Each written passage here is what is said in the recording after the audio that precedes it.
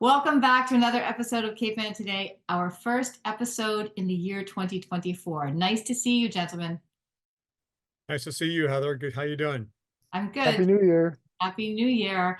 Okay, let's start off right away by talking about Above the Fold, the exhibit at the Cape Ann Museum.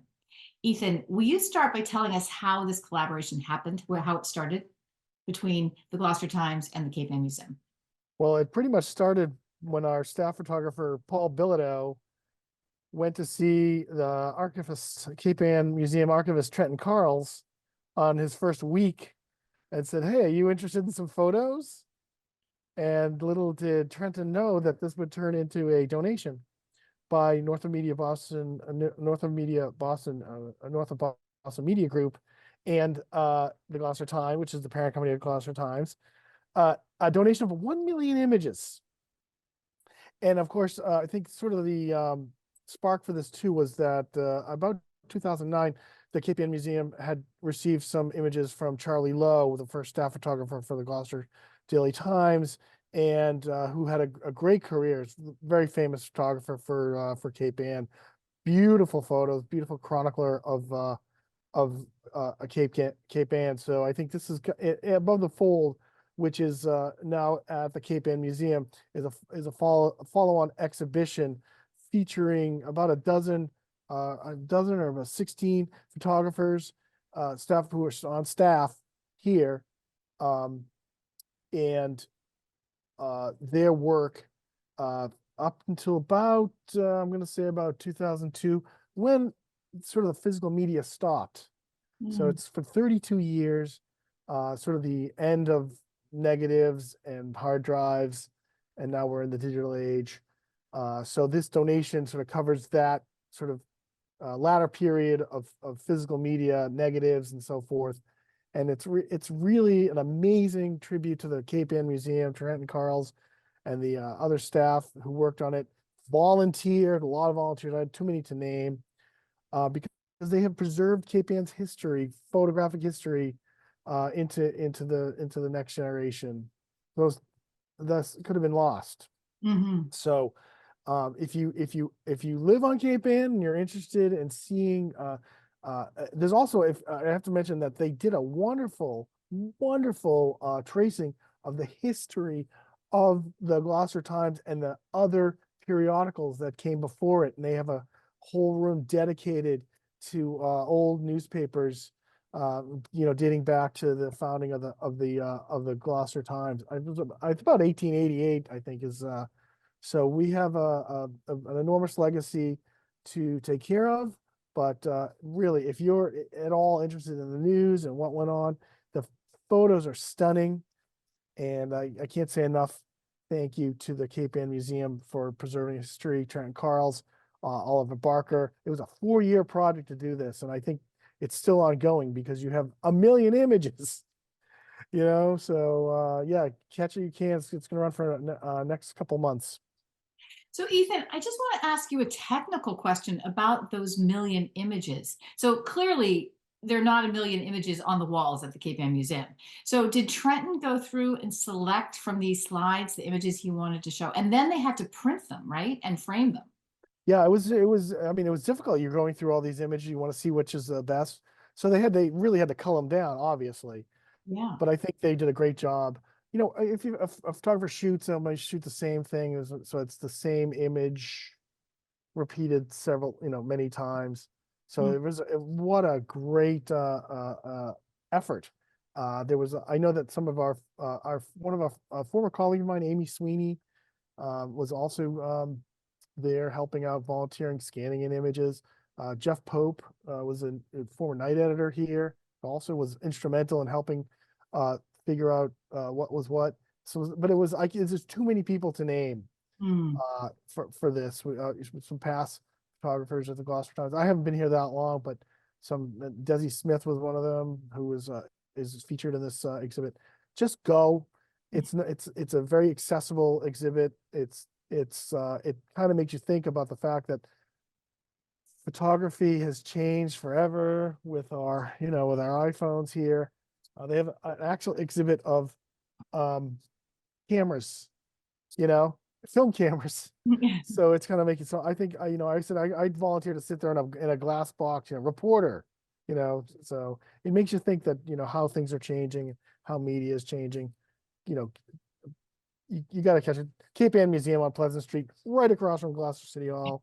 It's a great exhibition. Okay, I have one more question for you. More of an esoteric one. I was looking at the Cape Ann Museum's introduction to this show, and they talked about featuring the importance of photography in documenting a community. Do you want to talk about that? Could you comment on that from what you saw from that exhibition? Because you're kind of new to Gloucester. So what did you learn from this exhibit from these images? And how well did they tell the story? Oh, I mean, what's fascinating about it is, there's some pictures of, football games. If you look at the paper, football games, sports pictures, you realize it's, in some ways, it's timeless. The photos of a sports game are timeless. The uniforms look a little dated, maybe it's in black and white, but it's universal. So I think there's a kind of universal appeal. And we just had the Hopper exhibit. And the beauty of the Hopper exhibit was, here's this renowned artist, and here's scenes of Gloucester. And this above the fold is kind of a mirror image. We're showing a mirror to Cape Ann. There were photographs of George Clooney when he was here for the Perfect Storm movie, right? There were photos from the Perfect Storm, the impact of that, so pictures of Our Lady of Good Voyage, just fishing, images of the fishing. It just makes you think, and I hopefully we can preserve our newspapers and media for another, well, how many years, so I know this is a pitch for subscribers, but hey, we got a subscription thing going here for I don't know, $3.75 a week for 16 weeks, so hey, check us out. All right, so let's move on. We had Inauguration Day in Gloucester this past on January 1st. Tell us about that. Yeah, it was a very upbeat inauguration. Mayor Berger was sworn in to his second term. It was a packed audience at the Kairos Auditorium. We're back. If you remember 2 years ago, there was only about 27 people in the whole Kairos. And back then, John Jerome was the single act for this inauguration. So they had a great showing. They had Jack Clark was the master of ceremonies. He's very involved in community preservation in the state, actually. They had Alessandro Schock, who is a middle school student, I believe an 8th grader, sing the national anthem, and his performance won praise from Lieutenant Governor and former Salem Mayor Kim Driscoll, who pointed out that she's never really been to an inauguration. They go to a lot of inaugurations, never's had one with 3 musical performances in it. And of course, this, I guess, is perhaps the mayor's influence, because the mayor is a musician, an excellent musician, guitar and bass player. And they had the performances by Alexander Grace, Josh Cominelli,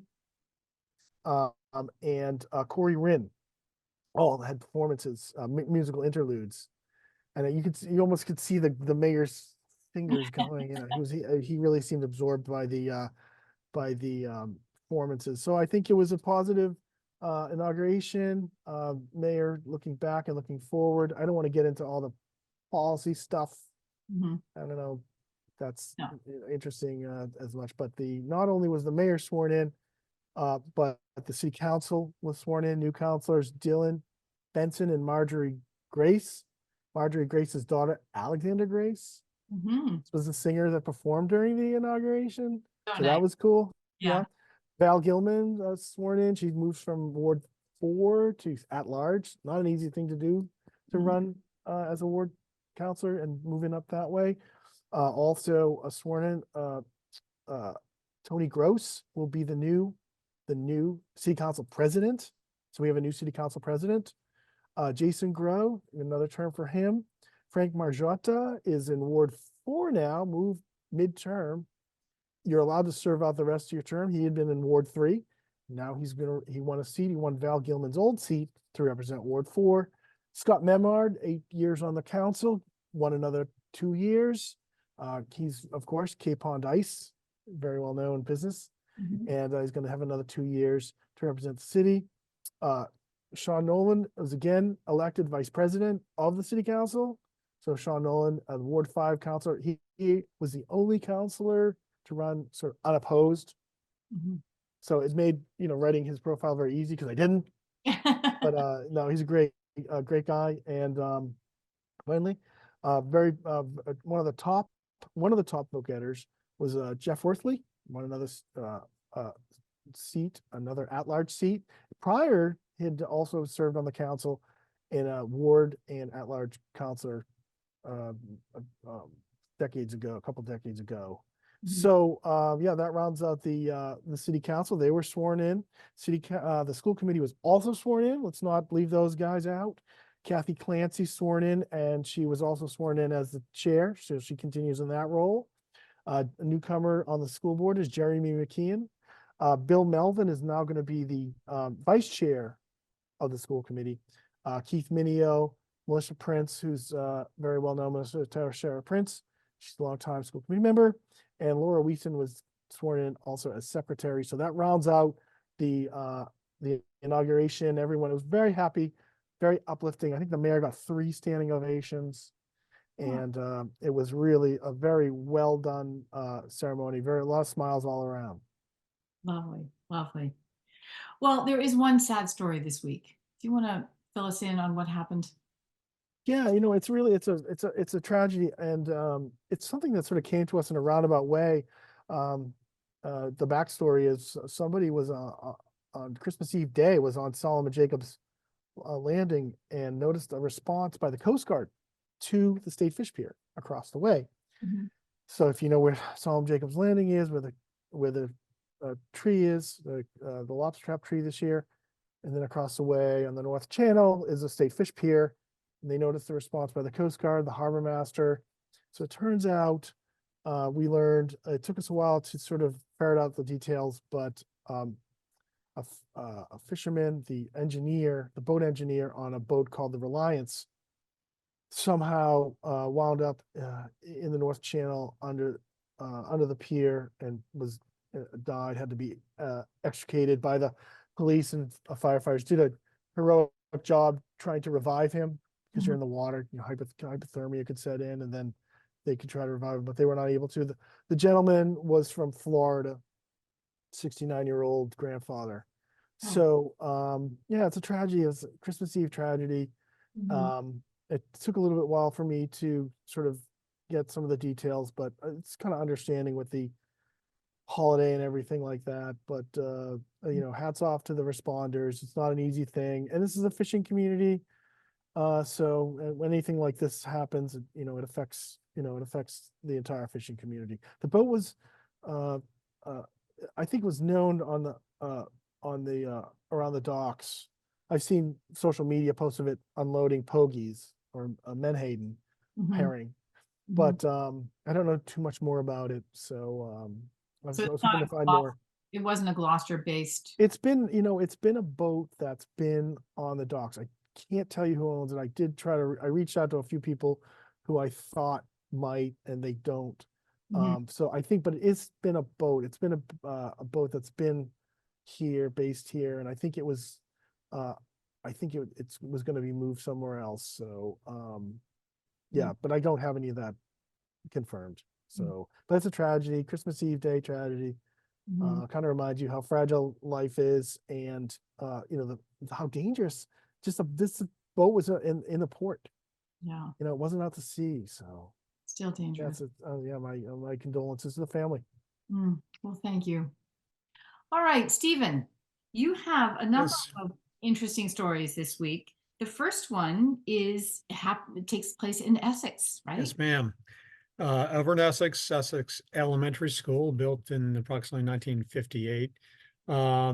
The town and the state Massachusetts School Building Authority have included the school as a possible statement of interest. It's in the queue. It's been invited by the school building authority to be in the queue or the wait for a potential building project. What that could mean anything. It could mean a refurbishment of the school or a total rebuild. Mm. But it's a long process. This acceptance means now the district, the school district, Manchester Essex School District, has entered into the MSBA's 270-day eligibility period, and that's a threshold that and requires a lot of formalization and it begins the grant approval process. Mm. So while any actual building effort is off in the future, it's in the pipeline, it's moving ahead. And from what I gather, long before I was here, this has been discussed for a long time. So bravo to the Pam Bedoin, the superintendent of the Manchester Essex School District, and school committee members, Teresa Whitman, the chair of the board. Bravo to everybody for trying to move this ahead. And I have, speaking of which, there is a great photograph by Paul Bilodeau of that fine school. Lovely. Nice picture, Paul. Anyway, speaking of Manchester, Manchester folks, town officials, on Saturday, January the 6th, they are holding a special density walk. And what that is, that's going to be, they're going to meet downtown in the Beach Street area, and they're going to walk through the possible areas that would be part of the MBTA zoning housing district. So this is the MBTA zoning task force, which is sponsoring this walk. They'll be meeting on Saturday at 10 o'clock. They're going to meet on the Manchester Town Common, and they'll head over to the Laughing Gull at 4C Summer Street. So just a short walk, but that area is being considered for the possible creation of a housing district to comply with the MBTA zoning mandate. Mm-hmm. That's Saturday. So this is sort of a means of imagining what it could look like, right? Yep. Yeah. Yeah. It's going to, hopefully questions will be, I know questions will be asked, and I know there will be answers to some degree provided for what can be answered. But the task force will be there in full force to lead the charge and walk people through the possibilities. Finally, moving over to the lovely village of, what is it called? Rockport. I hear only the finest people reside in Rockport. I'll just say that. No, Sandy Bay. we know that you're a Rockport resident, a long time and Rockport resident. Anyway, there was a report of an earthquake not in Rockport, so to speak, but off the coast of Rockport. When did this happen? This happened last Wednesday, I think. The earthquake was not a big one, but it was a magnitude 2.3 earthquake that was recorded by the U.S. Geological Survey. They reported at 6:24. It was about 33.6 miles or 54 kilometers off the coast of Rockport. I checked with Rockport Police and Fire, and neither department had any formal reports of certainly any injuries or even damage, but I couldn't find anybody that I talked to Ross Brackett, the chair of the select board, and I think he was working at that time he operates a Brothers Brew Shop. He said he talked to his customers and nobody said anything about it. So, I mean, it's kind of a sexy story to report about an earthquake or a report of an earthquake.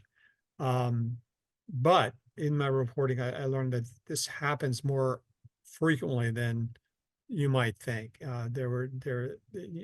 This one report of an earthquake happened about the same time. There are other reports off the coast of Rockport of earthquakes. So I have been told that this is we are on a fault line in this region. So Huh. I guess that's that. Do you have any sense of when was the last time someone actually felt an earthquake here? I don't. No. No. Oh. No, we don't have earthquakes where I'm from. We have hot weather where I'm from. Yeah. But I do think there was another earthquake that was registered yesterday, but that was maybe in New Hampshire. Really? Yeah. Yeah, in my story, at the same time this report took place, there were reports in several communities in Massachusetts and New Hampshire, or southern New Hampshire. Actually, I think going down to Rhode Island. I don't recall which towns, but there was several towns recorded um, uh, uh, the quake. Yeah. This same quake, the one last week. Right, exactly. Yeah, I'm just looking at the Boston Globe because that's where I saw it this morning. Yeah, I'm not- thanks to Ethan Forman, my colleague, for pointing it out to me. The U.S. Geological Survey, they're very sharp. They're always recording and observing earthquakes, reports of earthquakes. And as I said, it's much more frequent than I expected. We don't hear about it, yeah. except in this case, because I wrote the story about an earthquake. But I thought people would find that somewhat interesting, even Yeah. though there were no reports of damage nor injuries, thank goodness. Yeah, right, right. Well, now I'm not seeing where this earthquake was just yesterday, but it happened someplace in New England. Well, thank you. Anything else? And do you guys want to tell me? Yes, Ethan, your hands up. You missed the most important story on Saturday at the Sawyer Free Library. They're going to be a showing of The Color of Light. And I urge anybody who's within shouting distance, within hearing distance, go see it. It's really a wonderful way to learn about the artists who thrived here on Cape Ann, whose names may not be as familiar, but who have contributed to our wonderful, vibrant culture in Gloucester. Thank you, Ethan. Thank you so much. And I want to emphasize that this event is free. Free at the Sawyer Free Library. It's at the Sawyer Free Library, and it will be at 2:00, and it will be once again a complete showing of the. Oh, cool! That's great. It's 12 episodes of The Color of Light. So, and there is one new one added to the list because the last time this was produced at the Gloucester Meeting House, I had not created the Anna Coleman Watts Ladd video. So that will be in there too. Yeah. Thank you for mentioning that, Ethan. Well, on that note, I'm going to say goodbye. All right. And we'll see each other next week.